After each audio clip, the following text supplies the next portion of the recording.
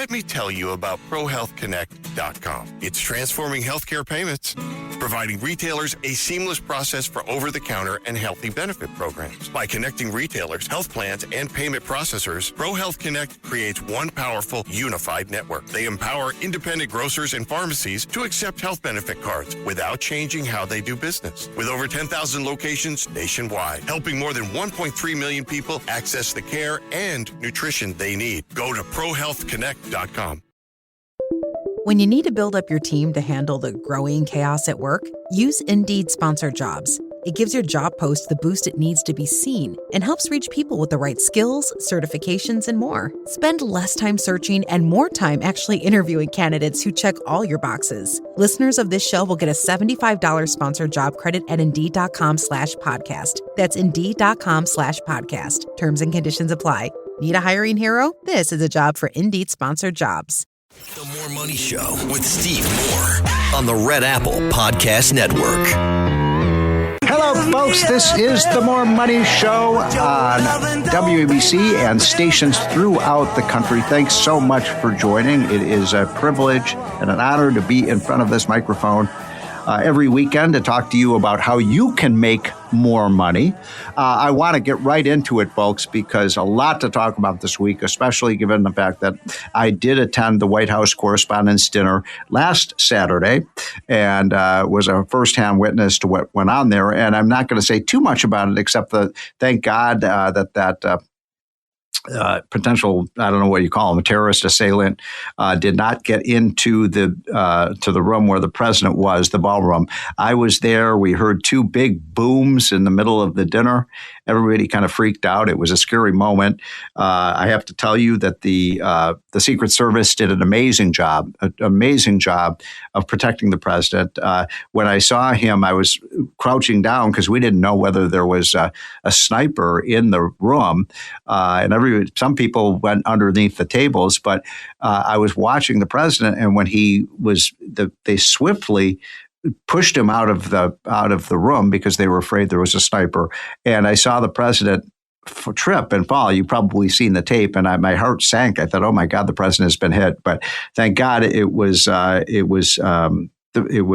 not the level of threat that we had thought, because the assailant never made it into the ballroom. But there was lax security, and that's something that really needs to be addressed. We're going to be talking a little bit more about this on the show because we want to make sure these kinds of things never happen again. Of course, Reagan in 1981 was shot in that same building, and in both instances there were security breakdowns, in my humble opinion. But the good news is, and by the way, the president was amazing in his press conference afterwards. I would have been shaking, and he handled it so well. I think people were impressed, whether you like Donald Trump or not. I know people have various opinions about the president. But I want to talk about where we are on the economy in these opening moments. The big event really to me this week was the exit from OPEC of the UAE, United Arab Emirates, which to me is the beginning of the end of OPEC. And you all know OPEC is the cartel that drives the oil price up and down. And for all of my life, I'm 66 years old, for all my life, that basically OPEC has really been able to by turning the spigots on or spigots off in terms of the world oil production, they've been able to throw the American economy into recession. They've been able to cause all sorts of turmoil. It's almost like you get seasick watching them raise and lower the price. In the 70s, they drove the U.S. economy into 3 separate recessions by driving up the price of energy. And then in the 80s, they wanted to destroy Texas and the huge amount of oil that we were producing in the Permian Basin. So they flooded the energy market with oil as a political tool. And so the price went down to as low as $8 a barrel. So think about this. Over the last 50 years, we've seen the price of oil go as high as $120 a barrel and as low as $8 a barrel. So the good news about this story, though, is we have defanged OPEC. The United States has, because we are the number one producer of oil and gas today. that may surprise a lot of you. It surprised me when I looked up these statistics, but we are number one. We're ahead of Saudi Arabia in oil and gas production. So how can you have a cartel that is effective when the number one producer is not part of that cartel? And so I really want to thank people like Harold Hamm, who was one of the people who invented the whole concept of horizontal drilling and hydraulic fracturing, and created the shale oil and gas boom. And that's one of the reasons we are now number one in production of oil and gas.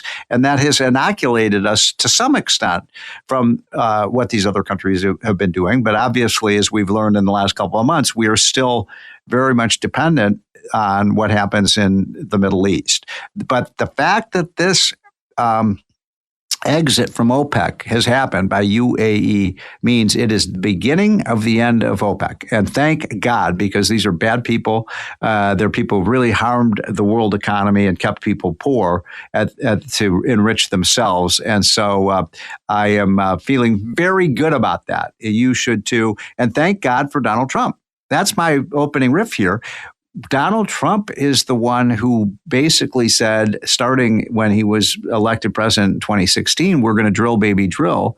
We have seen a quadrupling of the output of U.S. oil and gas production over the last 15 years. It's a remarkable thing to see. Nobody thought it could happen. When I was growing up, everybody said the United States was running out of oil. Remember that?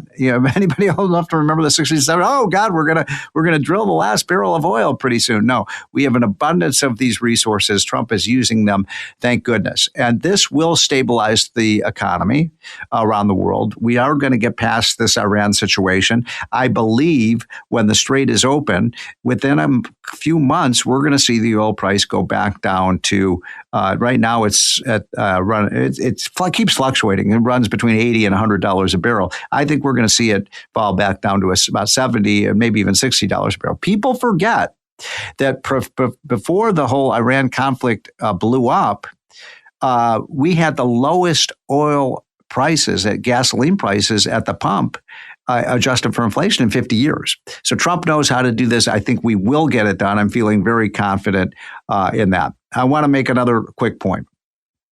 We have a big budget battle coming up, don't we always? And I believe that given the fact that the economy is taken such a big hit by these oil price increases, it is time for the Republicans to go big or go home. Come up with some proposals to get this economy growing again like it was in Trump's first term and his first year of his second term. We know what to do. Let's cut the capital gains tax and get more investment in this country. How about a temporary reduction in the payroll tax to get more people working and more hiring? How about rooting out all the fraud and waste and abuse in the healthcare budget? We know there's so much fraud in Medicare and Medicaid. A new report just came out the other day. Another, I think, 100. Don't quote me. It was close to $200 billion of fraud, improper payments, theft from these programs. A year, $200 billion a year, folks, of money that is stolen from these programs. Anytime you hear the Democrats talk about, well, we have to raise taxes. The only way we can deal with this crisis is raise taxes. Raise taxes. You're seeing the mayor say that in New York. You're seeing a lot of these liberal governors saying that. And you're seeing Democrats say, oh, soak the rich, more and more taxes. No, let's start with the fact we get rid of the fraud. Before we raise one more penny of tax, because I'm sick of paying taxes. I pay almost half. I'm not rich, but I'm paying almost half of my income in taxes right now. So how dare the Democrats say, oh, we're just going to raise taxes on people like you, and we're not going to get rid of the waste and the fraud and the abuse. We're not even going to investigate it. So we need more auditors. We need to put the cheats in jail. We need to, when you got these Somalian daycare centers where there's no kids, these people should be put in jail. It's stealing. How is this different from somebody come up to you with a mask on the street with a pistol in your face and taking money out of your wallet? There's no difference from that. We have got to stop the fraud. I believe when you took a look at all the government programs, the fraud level could be as high as $1 trillion. And by the way, I'll salute Elon Musk. He tried to get at this. By the way, the left says he's a villain. He's a villain for exposing the fraud. That's how crazy these people are. Okay, folks, we got an exciting show coming up, and I'm so glad you're with us. I hope you're having a great start of your weekend. This is the More Money Show, and we will be right back. The More Money Show with Steve Moore on the Red Apple Podcast Network. The Marine Toys for Tots foster care program is bringing hope to children who need it most. Every 2 minutes, a child enters foster care, often with only a small bag of belongings. More than 400,000 children face trauma and uncertainty, many before age 8. This May, during Foster Care Awareness Month, Toys for Tots is creating Room for Joy. In 2025, nearly 375,000 children received comfort through toys, books, and essentials, reminding them they are not alone. Donate now and change a child's life. Trading at Schwab is now powered by Ameritrade, bringing you an expanding library of education with even more ways to sharpen your trading skills. Access new online courses, insightful webcasts, articles, engaging videos, and more, all curated just for traders. Plus, guided learning paths with content designed to fit your unique interests. No sifting to find exactly what you need, so you can spend your time learning to trade brilliantly. Learn more at schwab.com/trading. Growing a successful business has never been easy. But whether you're navigating a complex industry or trying to reinvent one, our breadth of banking experts are here to collaborate on market-proven solutions. At KeyBank, we're built to grow with your changing needs because we're not just here for the business you are now, we're here for the business you'll become. Reimagine business as usual. KeyBank opens doors. Learn more at key.com/B2B.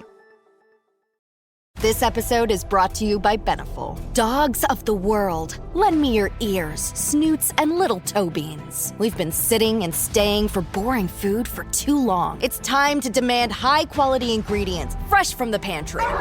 Together with Beneful freshly prepared meals, we can start a mealtime revolution. Can I get a woof woof? Kick boring in the bowl with Beneful freshly prepared meals. Visit Purina.com/Beneful to shop now. The More Money Show with Steve Moore. Entertaining and informative. On the Red Apple Podcast Network. We're back, folks. This is the More Money Show. Thank you so much for joining us this weekend. We're talking about energy policy. We're talking about the economy. We're mixing in a little politics, as we always do. I'm economist Steve Moore. With me in the studio is a good friend and one of the world's experts on energy policy. We've had him on several times in recent weeks because we're all watching so closely what's happening to the energy markets. Tom is the president and CEO of Institute for Energy Research. Tom, thanks for joining. Always a pleasure, Steve. Thanks. So a lot to go over in 7.5 minutes. Let us start by, you promised me that we were going to get the oil price down below $80 a barrel. I'm only joking you. I promised. I didn't say when, but I promised. So here we are. The price has been kind of fluctuating between 90 and 100. Mm-hmm. What's going on? Why has it been so stubbornly high? Why can't we get those gas prices and oil prices down? Yeah, well, I mean, there's the major thing, of course, is the Strait, and we're still dealing with that. But, you know, we've made incredible strides there. President Trump. You think so? President Trump is putting a lot of pressure on Iran right now with the blockade and everything. And according to him, they're about to crumble. And, you know, the UAE thing is another example. Were you surprised by that? Tom is talking, of course, about the fact that the UAE has basically withdrawn from OPEC. Has any other country ever withdrawn from that? I have not seen that happen. Right. And they're a big producer. They are. Yep. Very big producer. And this shakes up OPEC big time. I mean, the United States has already sort of disrupted the sort of OPEC model of controlling the price. Well, that's a point, Tom, I made in my opening remarks, is that, you know, thank God we've had a drill, baby, drill strategy. We're not, as your report shows, we are the number one producer now. So it's hard to have a cartel when the number one producer isn't part of that cartel. And this is a fissure in that. Yeah. I mean, this is a result of that, in my opinion.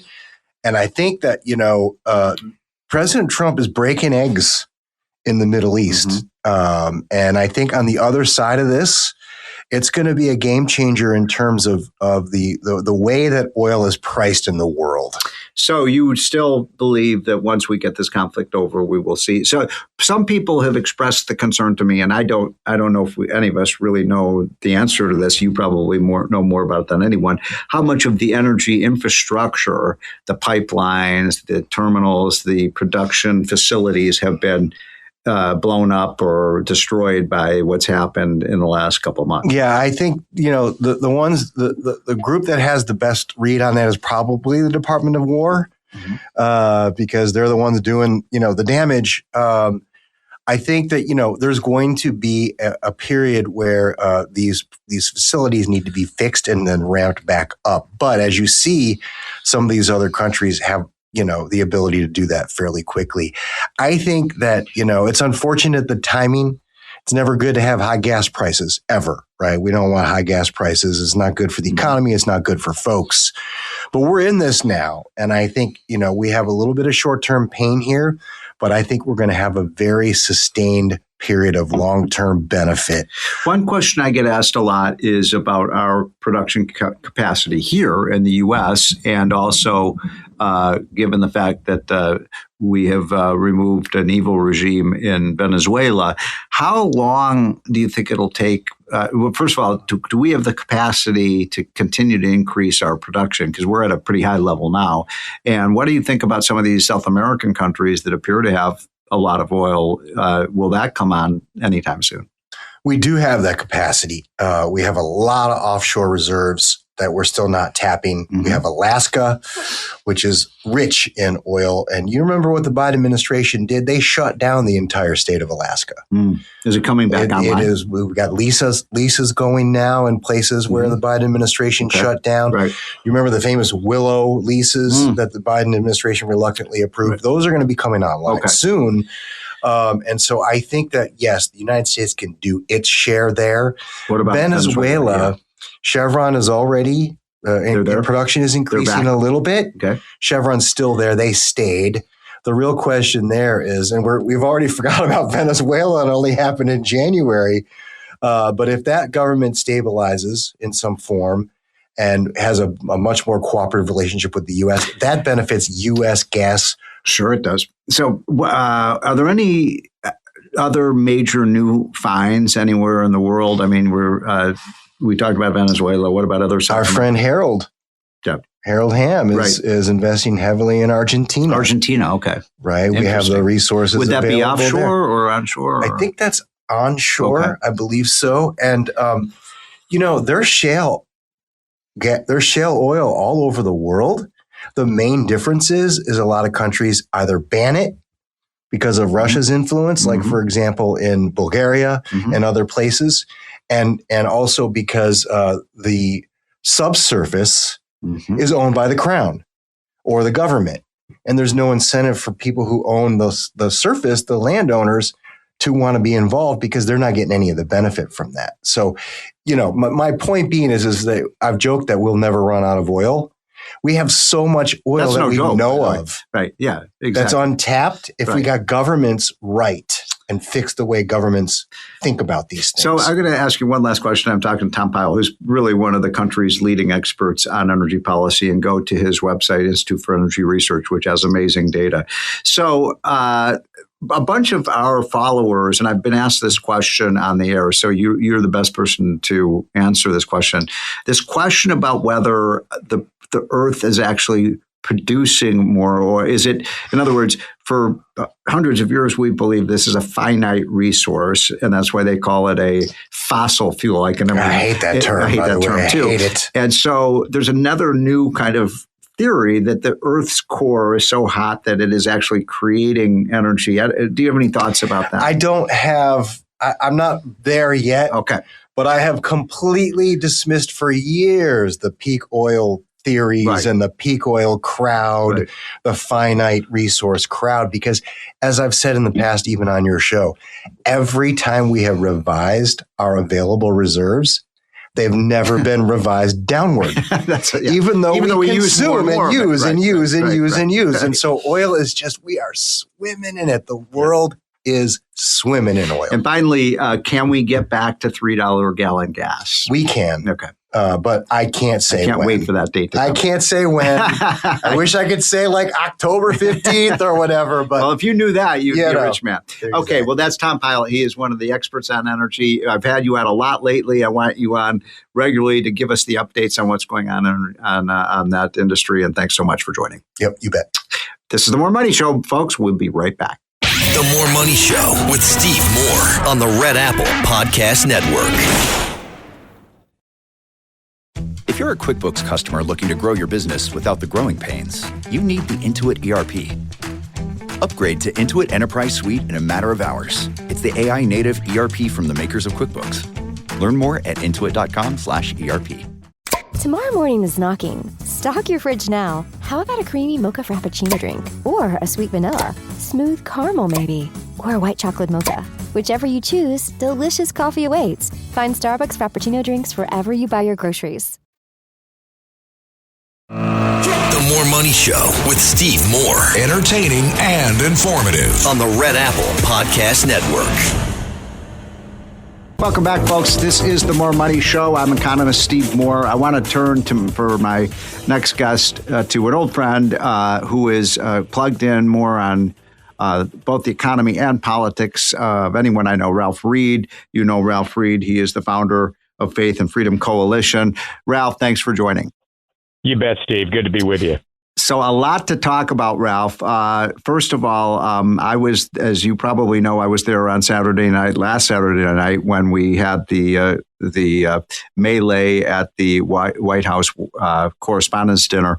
And I just wanted to run something by you. I thought there were a lot of odd things about that evening, and I think there were a lot of safety protocols that were broken at that event, that dinner.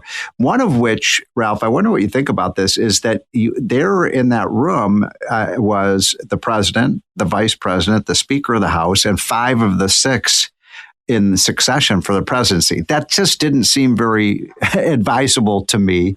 And I mean, what if he had a bomb? So what do you think about that? Well, I think they've already publicly indicated, both the Correspondents Association and the White House, that they're going to take another look at this event. And my sense is... Well, that's good news, by the way. I have no inside information. And as you know, Steve, because you've spoken there, Faith and Freedom holds its annual policy conference at that same hotel. Yes. And I have welcomed the president to our stage in that same ballroom multiple times. Had you ever had any problems with security? Not at that hotel. We did have a bomb threat once when we were at the Omni Shoreham. Got it. But we've never had any issues with the president, either as an incumbent president or as a candidate. Right. But my sense, and I was not at the dinner, is that the ballroom was secure, that there was no danger that gunman was ever going to be able to breach the security cordon around that ballroom. And I won't go into a lot of details. Yeah. There's things that I know, having hosted events there, of what was awaiting him had he gotten there. And by the way, let me just interrupt you for 1 second on that. So, I was at the Wall Street Journal table. We were probably about 100 feet away from the president. And we heard these 2 booms, boom, boom, like bombs going off. And we didn't know what was going on. And we thought that a gunman had entered. We didn't know until later that the gunman never even got into the thing. And so that's freaked everybody out. People were, ducking beneath the tables and so on. But the fact that he was not, and you're right, the security to get into the ballroom was pretty good. The problem was, while the pre-parties and stuff like that with all these dignitaries and stuff, you could just basically walk in, and even getting into it would have been easier to get into the Washington Wizards basketball game. The pre-parties, as you know, Steve, are outside the metal detectors. And that's true. That's right. That's probably going to get changed. I'll tell you what I think will have to happen here. And I attended Charlie Kirk's funeral in Phoenix last September. I accompanied Kristi Noem, who was then head of Department of Homeland Security. Yep. And she told me as we were going in, to my astonishment, but it makes perfect sense, and it's to your point, Steve, your opening point. She said, this has been elevated to a national security event.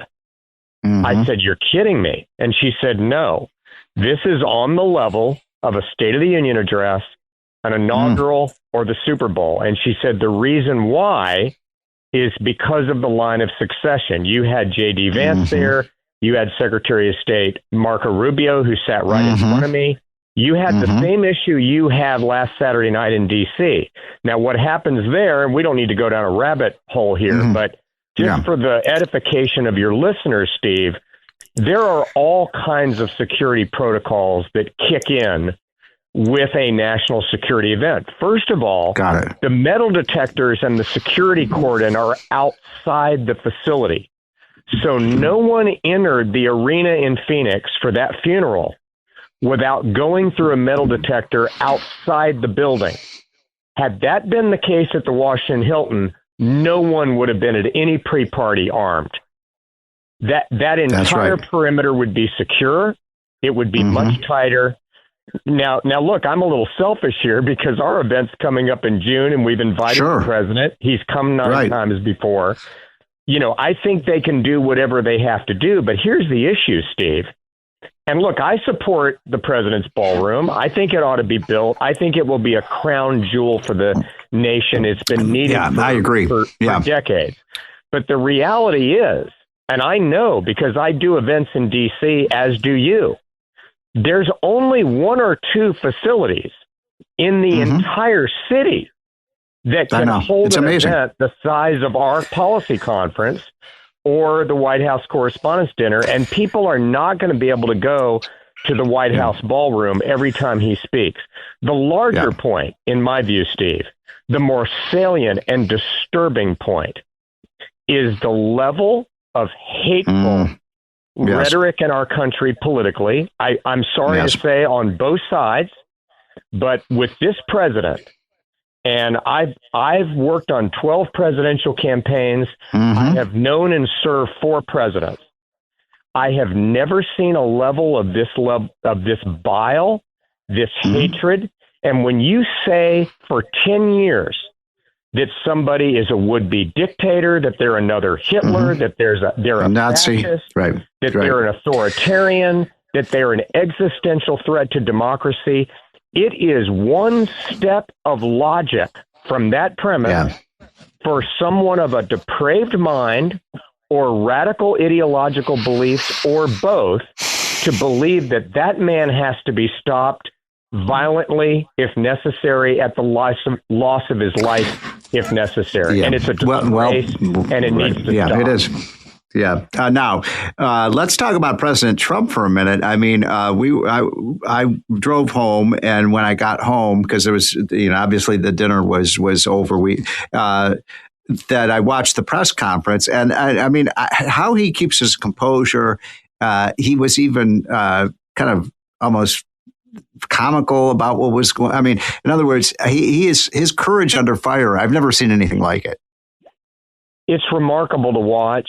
And I have to say, as you know, Steve, I've been friends with him for many years. Yeah, me too. Long before he became a candidate for president.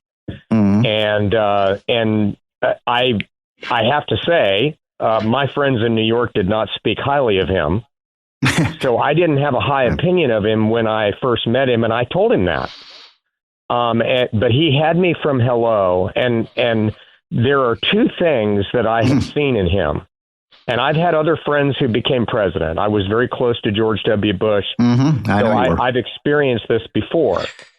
But what I saw with him is, first of all, Steve, and you know this because you served under Reagan. You've been around a long time, too. This office changes the occupant. It changes the occupant because... and the average person can't really wrap their brain around this. They have the first and primary responsibility, not only for the safety and security of the greatest nation the world has ever seen, but frankly, for the entire world. So I'm talking to Ralph Reed. He is the founder of Faith and Freedom Coalition. You're listening to the More Money Show. So Ralph, great observations. I wanted to ask you one other quick thing about that evening, which is the whole issue of the press, because this was the Washington Press Corps. And when the president came in, they were respectful. They were respectful to Trump, but there was not, there are a bunch of us who were clapping, loudly and stuff, but most of them really weren't. But what was interesting was talking to many of these reporters afterward. I was at the Wall Street Journal, not the editorial board, their news division, and they were impressed with the way Trump handled himself. And these aren't, as you know, the Washington press corps are not big fans of Donald Trump. No. They're liberal and they're cynics. But I think he won over some people with the way he handled the events of the evening. And then, he wants to do it again, Ralph. He wants to restage that. I don't know if that White House Correspondents Dinner is going to be real, but that's Trump. By the way, did you know, Ralph, he wanted to go. He told the Secret Service he wanted to go back on the stage. Oh, no question. Well, look, this is a guy who, after nearly having his head blown off in a field in Butler, Pennsylvania in July of 2024, and the Secret Service agents were trying to protect him with their own bodies, he raised his fist in the air with blood streaming down his face and said, fight, fight, fight. And I think the American people see this, Steve. They see his inner core. They see his character. And I do believe, and I've talked to him about this, and he's spoken about it publicly, so I'm not sharing anything out of school here. He's been very clear, Steve, that he believes that God spared his life. So I mean this sincerely, Steve. This is not hyperbole. I am extremely grateful to the Lord for sparing this man's life, and I pray for his safety and his security daily. I believe he is an historic figure, and I think that not only what he is accomplishing in terms of the revivification of America, but also the strengthening of our economy, which you're one of the greatest experts on in the country. As soon as we get past Iran, whenever that is, and I don't know when it will be, we have to get past that. He has to finish that job. But I am telling you, and you know it, this economy is going to explode. Yes, well put. We got it as it did in the 1980s under Reagan, and as great as it did in the 2000s under George W. Bush. Thank you, Ralph Reed. Excellent comments. This is the More Money Show, folks. We will be right back. The More Money Show with Steve Moore on the Red Apple Podcast Network. This episode is brought to you by Redfin. You're listening to a podcast, which means you're probably multitasking. Maybe even scrolling home listings on Redfin, saving homes without expecting to get them. But Redfin isn't just built for endless browsing. It's built to help you find and own a home. With agents who close twice as many deals, when you find the one, you've got a real shot at getting it. Get started at redfin.com. Own the dream. Amazon presents Jeff versus Taco Truck Salsa. Whether it's Verde, Roja, or the orange one. For Jeff, trying any salsa is like playing Russian roulette with a flamethrower. Luckily, Jeff saved with Amazon and stocked up on antacids, ginger tea, and milk. Habanero? More like habanero, yes. Save the everyday with Amazon.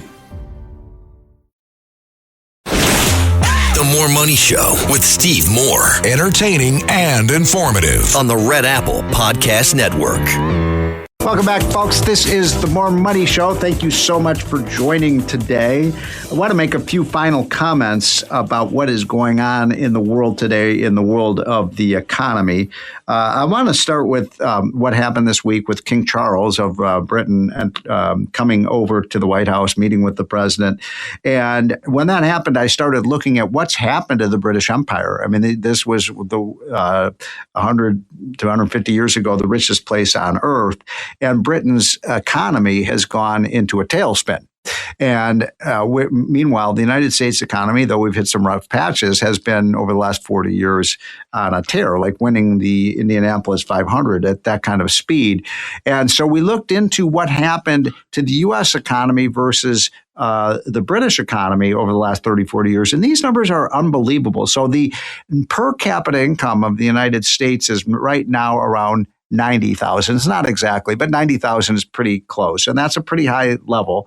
Whereas the per capita income of Britain for their workers is about 60,000. It's maybe even a little bit lower than that. So what that's telling you is that the average American worker is making 50% more than the average British worker. Or another way to think about this conceptually is that we only have to work 8 months to get as much income as the Brits do, working 12 months.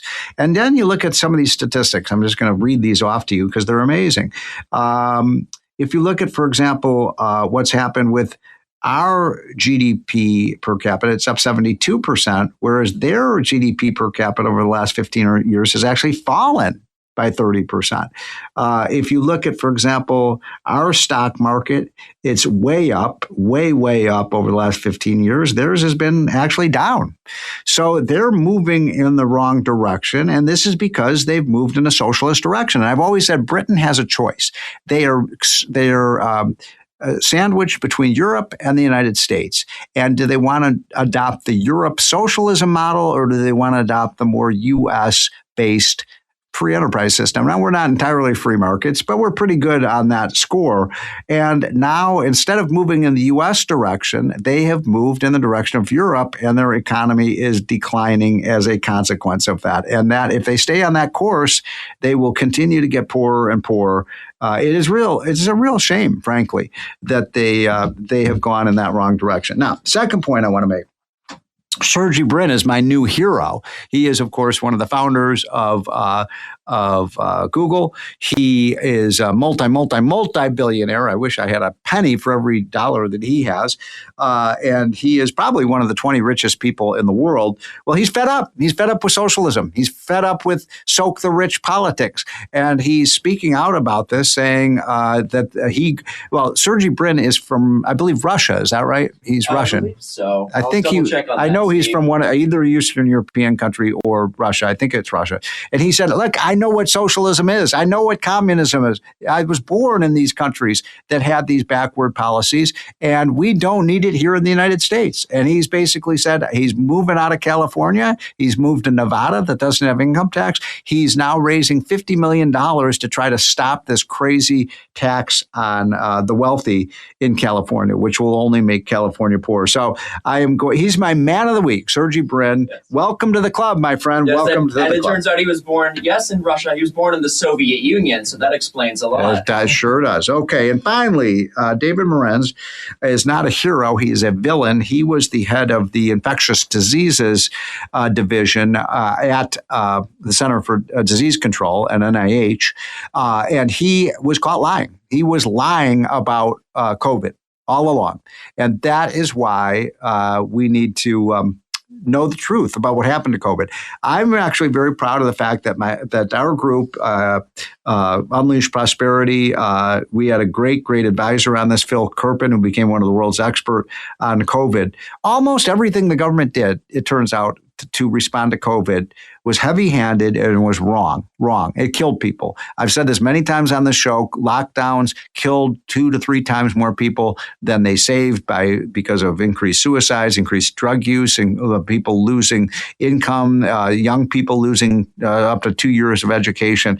It was a disgrace. And it's one thing for them to have gotten it wrong, and they all did. Anthony Fauci and Morenz and others got everything wrong about this, but it's not just that. It's the fact that they intentionally lied to us, and he should be prosecuted for that. I believe that Anthony Fauci is the Benedict Arnold of our time. He is a disgrace, and yet he was given a pardon. Did you know that? He was pardoned by Joe Biden. Why? Why can't we bring him in front of the Congress, explain why he lied to us, why he lied about the whole labs in China? Why is it that he was able to lie about the effects of this? Why we all knew from the start that we needed to protect the vulnerable, not lock everybody in their homes.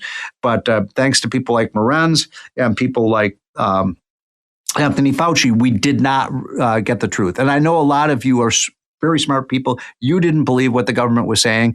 I didn't believe what the government was saying. And if you were a doubter, if you were a doubting Thomas like I was, you were right. You were right to question the veracity of this government because they intentionally lied to us to scare us, to keep us at home. And I do think because Trump was president, there were a lot of people who wanted to shut down the economy so that Trump would lose the election. Well, David Morenz is going to be potentially indicted. I hope he is. I want to hear what he has to say. He fabricated FOIA requests. He made up data, and that was the economy took a big blow at this. So COVID has to be exposed and investigated. Why we allowed these people to so brazenly lie to us about what happened. And then finally, healthcare. We have to go. My other man of the week is Jason Smith, who is the head of the Ways and Means Committee, who had a hearing this week. He went very aggressively after the health insurance industry and the hospitals who are gobbling up money at record paces. He made the point that, what was the word that he used he said it's like stealing. Borderline extortion. Borderline extortion. That's what he said. But what you're doing is borderline extortion. This is why healthcare costs so much, folks. He was on CNBC. He had this hearing. He called all the healthcare execs. They're stealing money from us too, and they're getting rich off of it while we pay more and more for healthcare, and we're not even getting better results. And so, thank you, Jason Smith, for telling the truth. Thank you, Sergey Brin, for telling the truth. And I am your host, Steve Moore, and I always tell you the truth. So I'm so proud and honored to have you as guest of the show and listeners of the show. And we will be back, same bat time, same bat channel on the More Money Show. Have a great weekend, folks. Thanks for listening to More Money with Steve Moore. You can hear More Money with Steve Moore Saturday afternoons at 1. If you like the podcast, share it with your friends and listen anytime at WABCRadio.com and download the WABC Radio app. Hit that subscribe button on all major podcast platforms. Plus, follow WABC on social on Instagram, TikTok, Facebook, and X. See you next time for a new episode so you never have to wonder, what the heck is going on here? In this 25th anniversary year of September 11th, the Tunnel to Towers Foundation continues to honor America's heroes. Heroes like Fire Lieutenant Michael Wells, who was inspired by 9/11 to serve his community. After 14 dedicated years of service, he lost his battle with occupational cancer, leaving behind his wife, Katie, and their 3 children. Tunnel to Towers honored Lieutenant Wells by paying off the family's mortgage in recognition of his sacrifices. Donate $11 monthly and amplify your impact with a car or land donation. Go to T2T.org.